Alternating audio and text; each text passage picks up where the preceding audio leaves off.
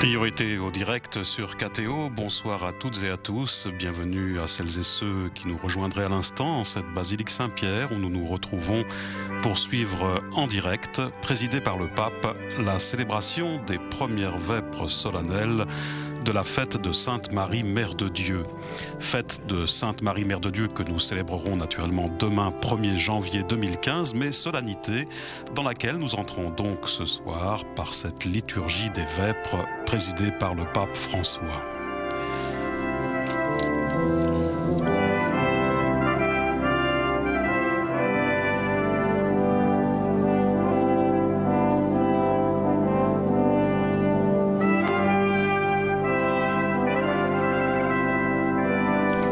Cette dernière grande célébration de l'année 2014, présidée par le Saint-Père, clôture en quelque sorte l'année qui s'achève. Et à l'issue de cet office des vêpres, un temps d'adoration du Saint-Sacrement suivra la prière des psaumes et puis bien sûr avec le chant du Te Deum uni à tous les pèlerins, tous les fidèles rassemblés dans cette basilique vaticane, nous pourrons rendre grâce pour l'année écoulée avant de recevoir la bénédiction eucharistique.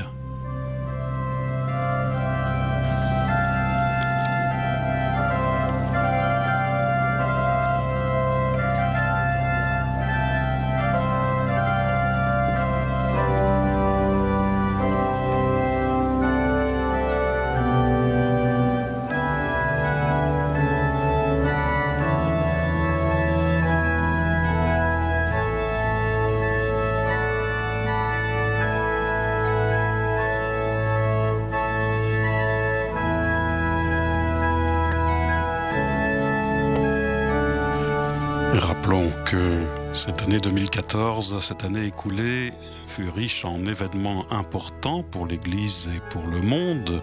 Citons les voyages du Saint-Père, avec pour commencer le pèlerinage en Terre Sainte au mois de mai, voyage au caractère éminemment œcuménique et également interreligieux, avec le voyage du Saint-Père en Turquie en novembre.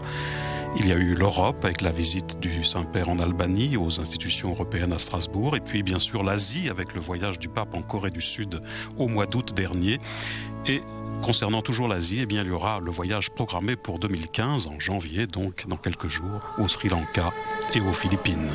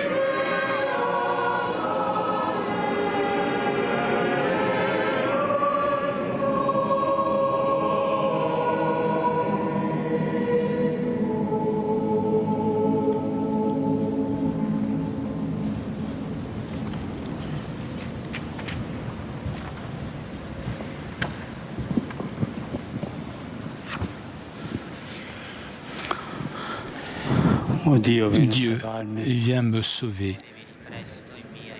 Seigneur, viens en mon secours, comme c'était au commencement.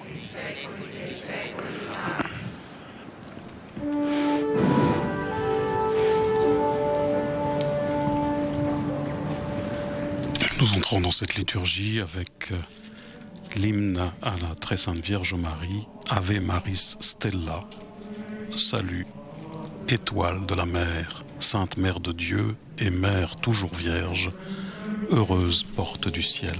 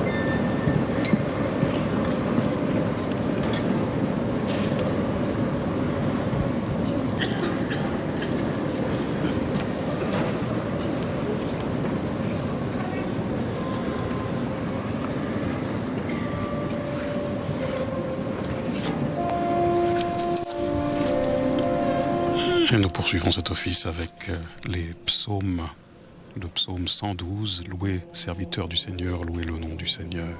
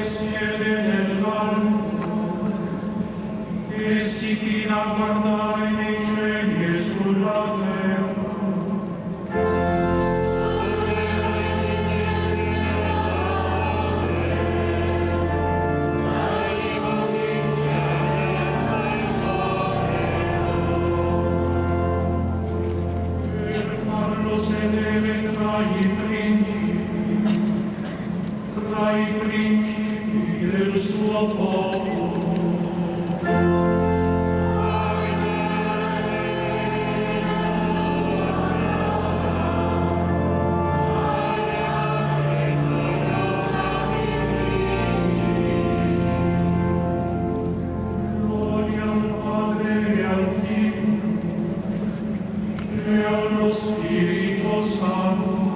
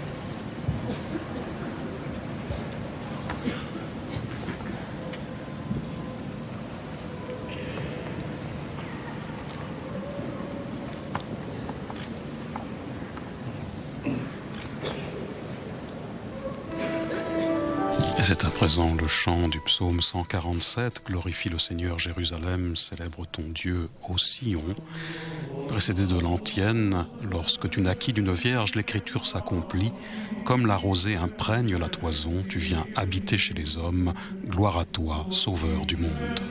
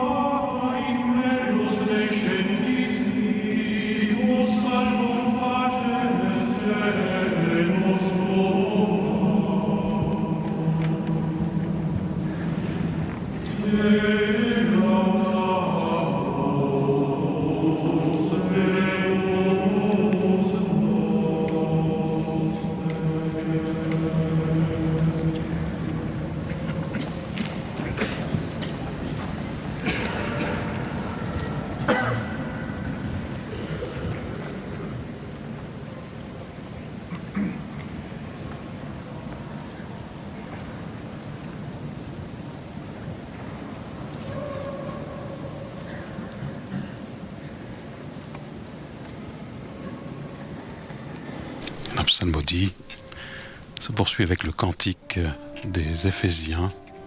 Qu'il soit béni, le Dieu et Père de notre Seigneur, Jésus le Christ.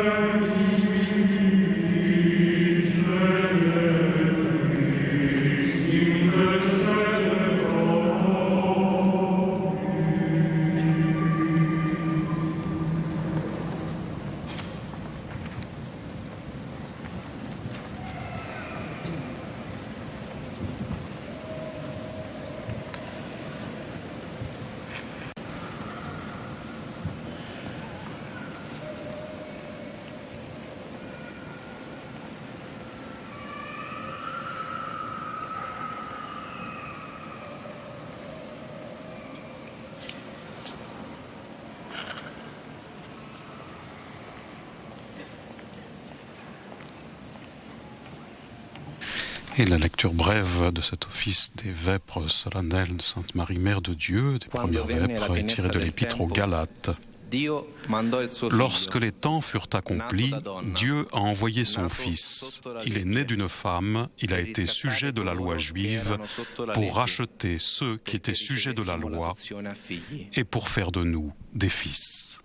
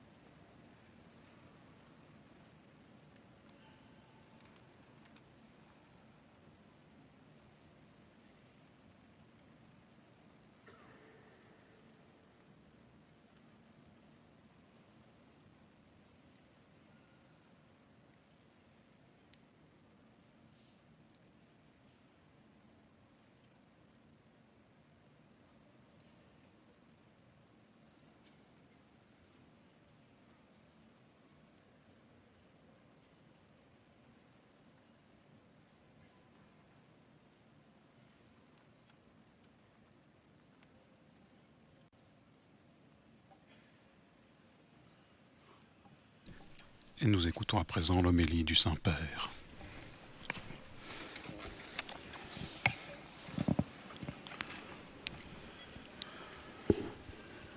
La parole de Dieu nous introduit aujourd'hui de façon spéciale dans la signification du temps.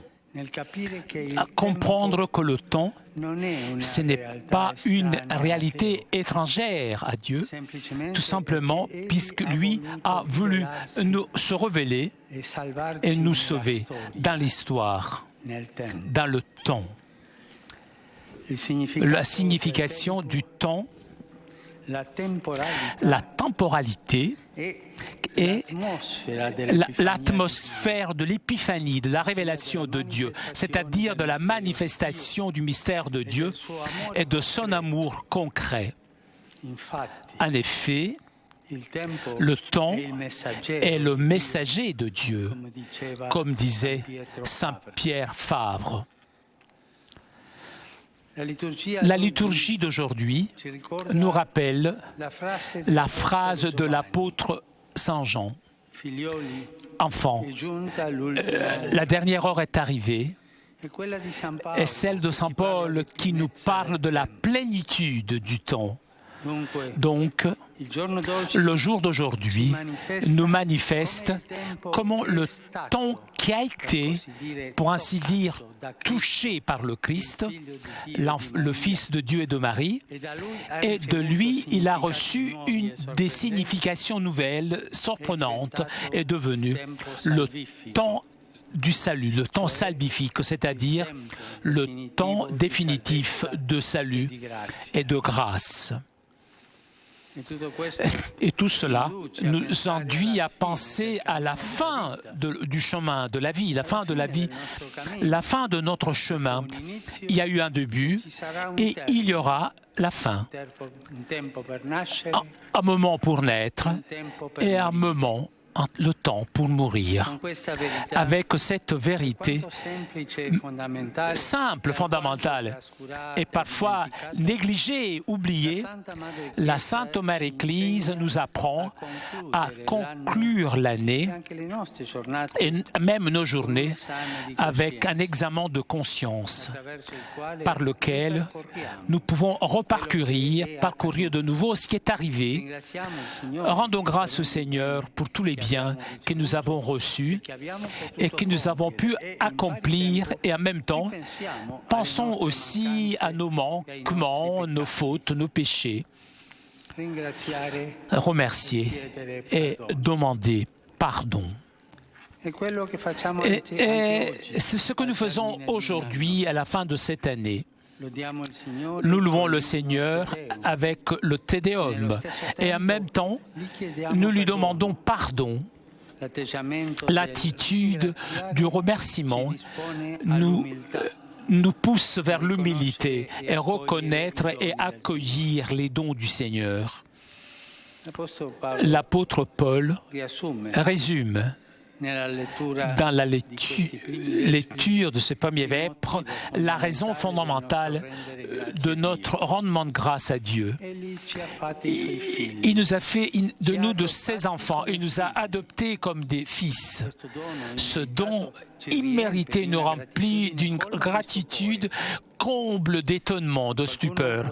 Il y a qui pourraient dire, mais nous ne sommes pas déjà ses enfants du fait même d'être des hommes, bien sûr, puisque Dieu est Père de tous les hommes, toutes les femmes qui viennent au monde, sans oublier qu'ils nous sommes éloignés de lui à cause du péché originel qui nous a séparés de notre Père.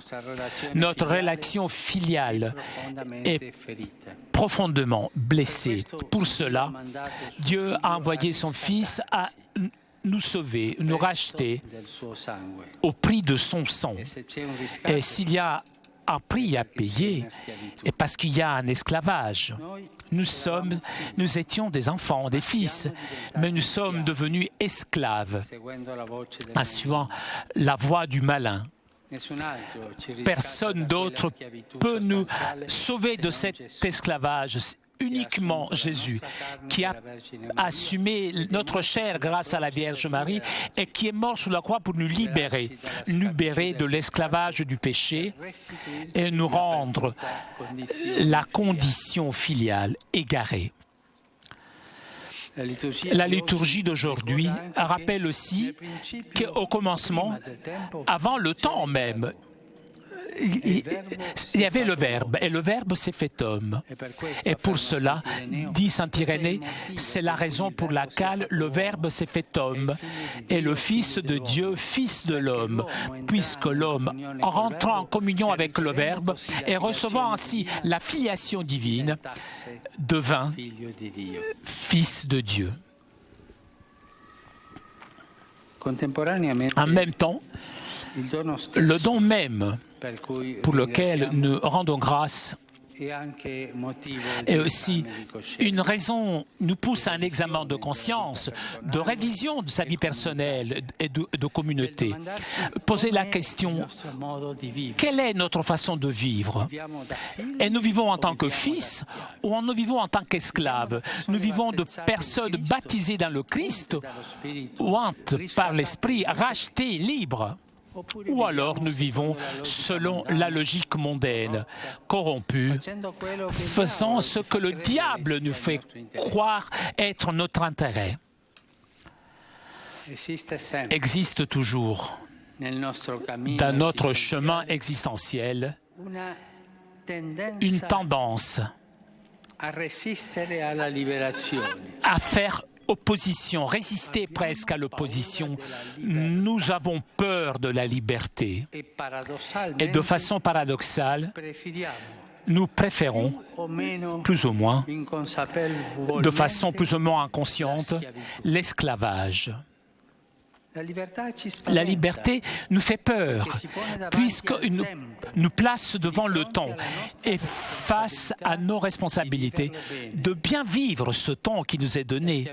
L'esclavage, en revanche, réduit le temps à des moments, à un instant, et donc nous nous sentons en sécurité, c'est-à-dire nous fait vivre des moments qui sont déliés du passé et de notre futur. En d'autres mots, l'esclavage nous empêche de vivre pleinement et réellement le présent, puisque vidé du passé, elle l'enferme face à l'avenir, face à l'éternité.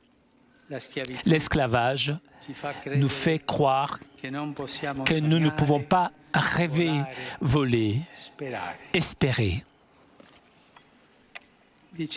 Disait il y a quelques jours un grand artiste italien que pour le Seigneur a été plus facile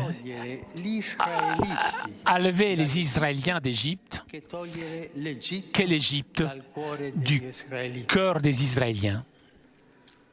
Et il avait été, lui, libéré matériellement de l'esclavage. Mais pendant la marche dans le désert, avec les difficultés et la famine, ils commencèrent alors à avoir la nostalgie de l'Égypte. Lorsqu'ils mangeaient des oignons et l'ail. Mais ils oubliaient qu'ils mangeaient à la table de l'esclavage. Dans notre cœur, il y a la nostalgie de l'esclavage, puisqu'apparemment, et c'est plus rassurant, encore plus que la liberté, qui est beaucoup plus dangereuse. Et nous aimons être dans une cage d'un temps de feux d'artifice, apparemment beau, mais qui en réalité ne dure que quelques instants. Et c'est là le royaume, le charme du moment, de l'instant.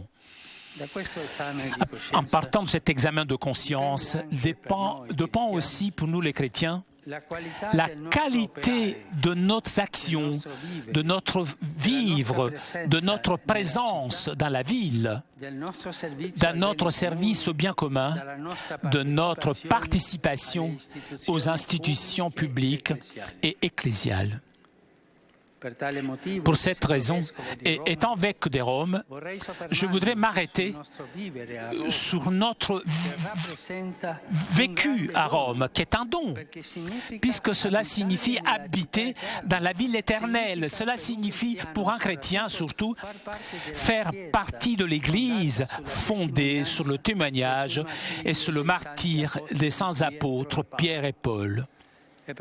Et donc, de cela aussi, nous remercions le Seigneur, mais en même temps, représente aussi une grande responsabilité. Et Jésus a dit à tous ceux à qui on a beaucoup donné, on demandera beaucoup. Donc, posons-nous la question, dans cette ville, dans cette communauté ecclésiale, sommes-nous libres ou sommes-nous esclaves? Nous sommes sel et lumière, nous sommes le vent, ou alors nous sommes éteints, sans saveur, hostiles, sans confiance, fatigués. Sans doute, les histoires de corruption dont on parle récemment demandent une conversion des cœurs pour une renaissance spirituelle et morale, et aussi pour un engagement nouveau pour construire une ville plus juste, solidaire, où les pauvres, les faibles, les marginaux soient au centre de nos inquiétudes et de nos actions quotidiennes. Il faut donc une attitude quotidienne de liberté chrétienne pour avoir le courage de proclamer dans notre ville qu'il faut défendre les pauvres et pas se défendre des pauvres. Il faut être au service des faibles et pas les utiliser pour nos fins. L'enseignement d'un diacre romain peut nous aider. Lorsqu'ils avaient demandé à Saint Laurent de porter et montrer les trésors de l'Église, il amena des pauvres. Lorsque dans une ville, les pauvres et les faibles sont soignés, aidés pour se promouvoir dans la société, il révèle le trésor de l'Église. Et c'est un trésor dans la société. En revanche, lorsqu'une société ignore les pauvres, les persécute, les criminalise, les oblige à devenir des mafieux, cette société s'appauvrit jusqu'à la misère, perd sa liberté et préfère l'ail et l'oignon de l'esclavage de son égoïsme, l'esclavage de sa faiblesse, petitesse. Cette société arrête. Cette société n'est plus une société chrétienne. Chers frères et sœurs, terminer l'année et revenir à affirmer qu'il existe une dernière heure et qu'il existe la plénitude du temps. En terminant cette année, en rendant grâce et en demandant pardon, nous pourrons demander la grâce de pouvoir marcher dans la liberté pour pouvoir ainsi réparer les dégâts faits et pouvoir nous défendre de la nostalgie de l'esclavage, nous défendre de ne pas avoir la nostalgie de l'esclavage, la Vierge Sainte, la Sainte Mère de Dieu, qui est justement au cœur du temps de Dieu lorsque le Verbe, qui était au commencement, est devenu l'un d'entre nous dans le temps. Elle, qui a mis au monde le Sauveur, nous aide à l'accueillir d'un corps ouvert pour être et vivre vraiment libre comme fils de Dieu.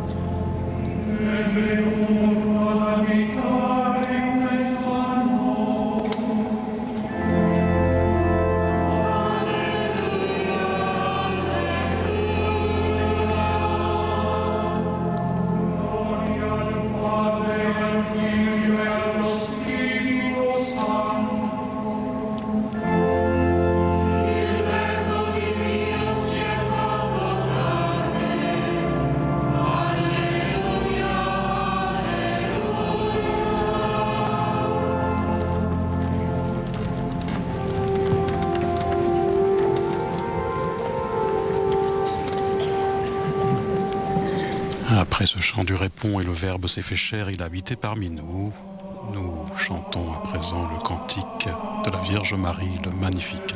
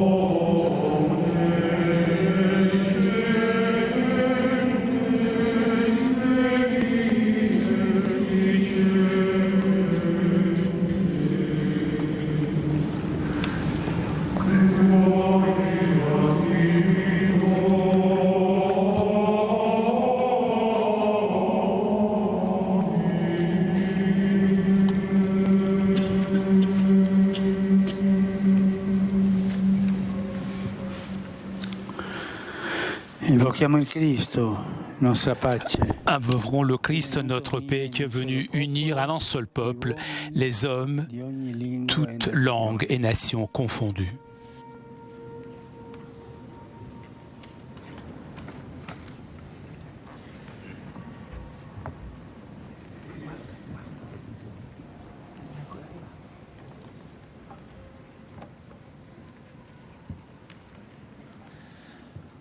Dona a tutti la tua pace, Signore.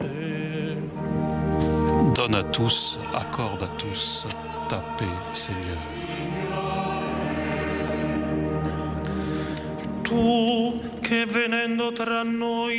Seigneur, en venant parmi nous, tu nous révèles l'amour du Père. Fais que toujours nous lui rendions grâce pour ses bienfaits.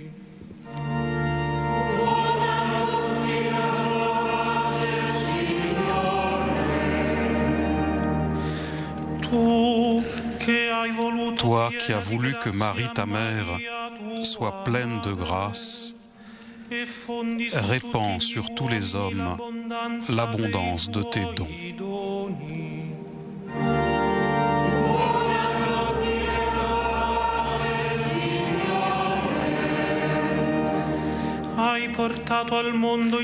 Seigneur, tu as porté au monde l'heureuse nouvelle du salut. Multiplie les héros et les disciples de ta parole.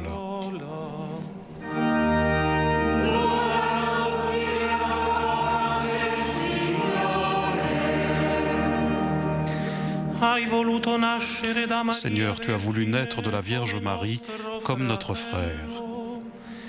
Enseigne à tous les hommes la véritable fraternité.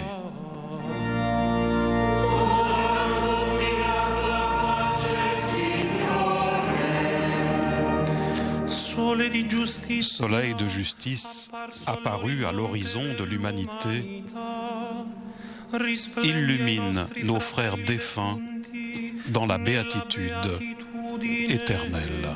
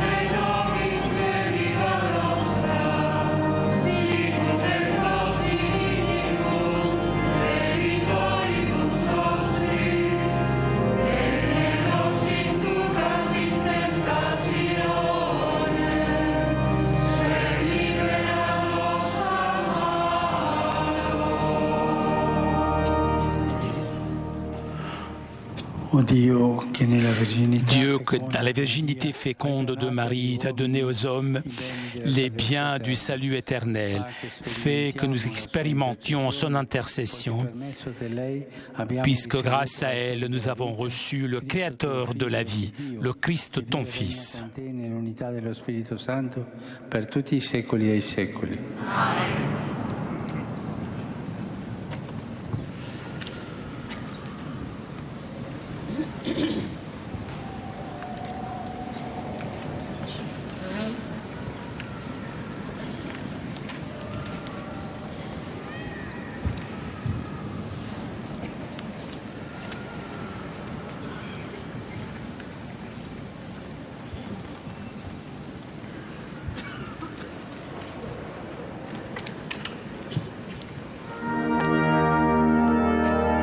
Suit à présent le moment de l'adoration du Saint-Sacrement avec le chant de l'exposition Jesu Dulcis Memoria, doux est le souvenir de Jésus qui donne les vraies joies du cœur, mais plus que le miel et toute chose est sa douce présence.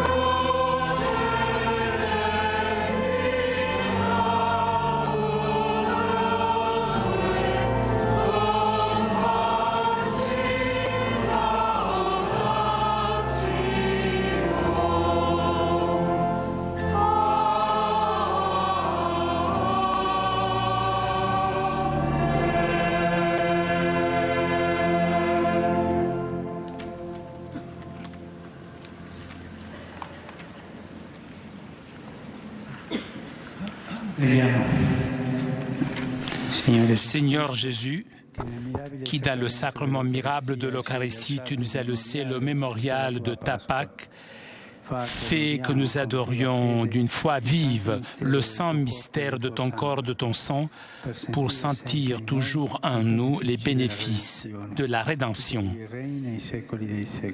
Amen.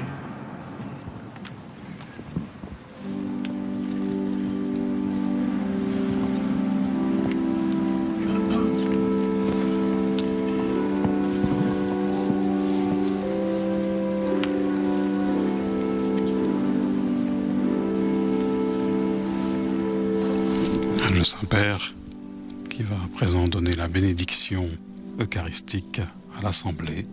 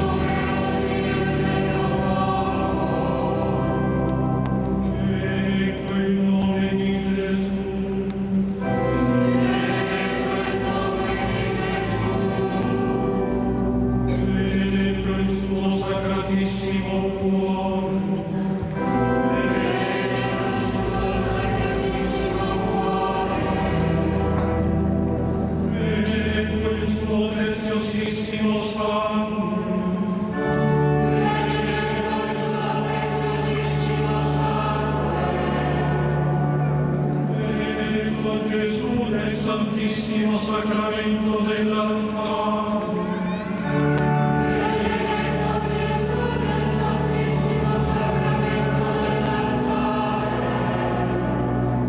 Benedetto lo Spirito Santo Paraclito. Benedetto lo Spirito Santo Paraclito. Benedetta la Gran Madre di Dio, Maria Santissima.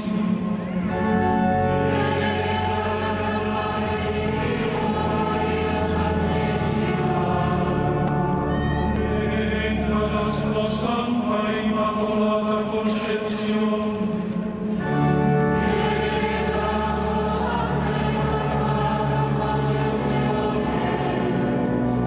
Benedetta la sua gloriosa Assunzione. Benedetta la sua gloriosa Assunzione. Benedetto il nome di Maria, Vergine e Madre.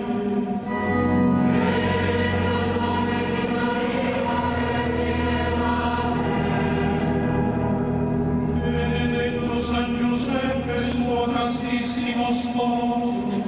Benedetto San Giuseppe, suo castissimo sposo. Benedetto Dio nei suoi angeli e nei suoi santi. Benedetto Dio nei suoi angeli e nei suoi santi.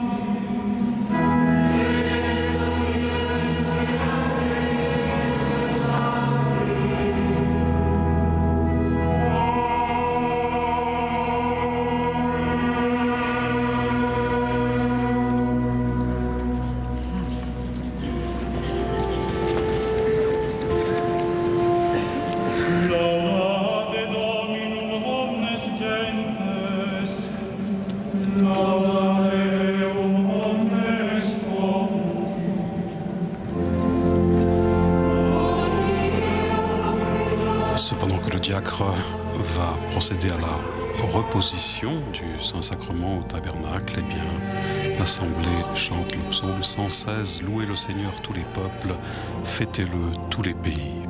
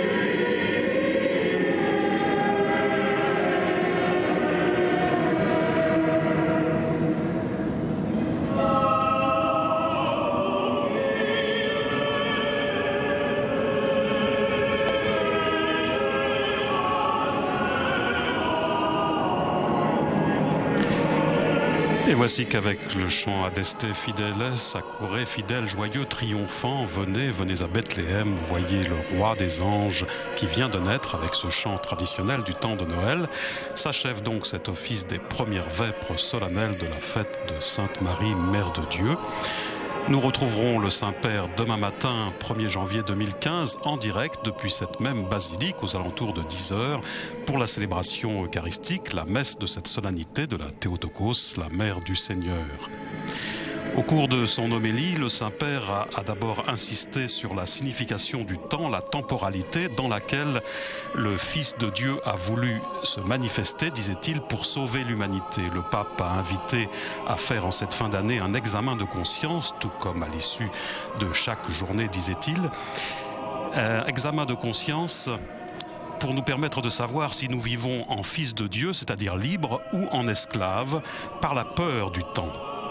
Un temps qui conduit à ce moment-là à une utilisation partielle des temps qui sont comme des cages dans cet esclavage, disait le Saint-Père, des temps courts et brefs qui nous rassurent avec la nostalgie que nous avons de l'esclavage, comme les Hébreux pouvaient l'avoir après leur sortie d'Égypte. Le pape François a ensuite souhaité, en tant qu'évêque de Rome, évidemment, s'arrêter sur la ville de Rome, sa ville, notre ville, disait-il, ville éternelle fondée sur le témoignage des martyrs Pierre et Paul. Et alors le Saint-Père a voulu aborder le problème du scandale actuel de la corruption qui touche cette ville de Rome et dont on parle, disait le pape. Ce scandale, cette corruption qui demande une conversion du cœur pour que les pauvres et les marginaux, disait-il, soient au centre de nos actions. Il faut du courage, le courage pour servir les faibles et non les utiliser pour nos propres fins, disait le pape. Lorsque dans une ville, les pauvres et les faibles sont soignés, aidés à se promouvoir dans la société, ils révèlent le trésor de l'Église. L'esclavage de l'égoïsme, lui, révèle que cette société n'est plus une société chrétienne. Et le Saint-Père de conclure, terminer l'année, c'est affirmer qu'il existe une dernière heure. Demandons la grâce de pouvoir réparer les dégâts causés et de nous défendre de la nostalgie de l'esclavage. Que la Vierge Marie, disait le pape, nous aide à accueillir le Seigneur d'un cœur ouvert afin d'être vraiment libres comme des fils de Dieu. Merci de votre grande fidélité. Bonne fin d'année à chacun, à chacune d'entre vous. Nous nous retrouvons donc demain matin avec Flavio, que je remercie pour ses traductions, ainsi que Raphaël à la diffusion pour KTO. Merci aussi bien sûr à tous ceux qui nous ont également permis de vivre en direct cette célébration, nos amis de l'agence romaine Immédia, la télévision du Vatican, Télépaché. Très sainte nuit à toutes et à tous.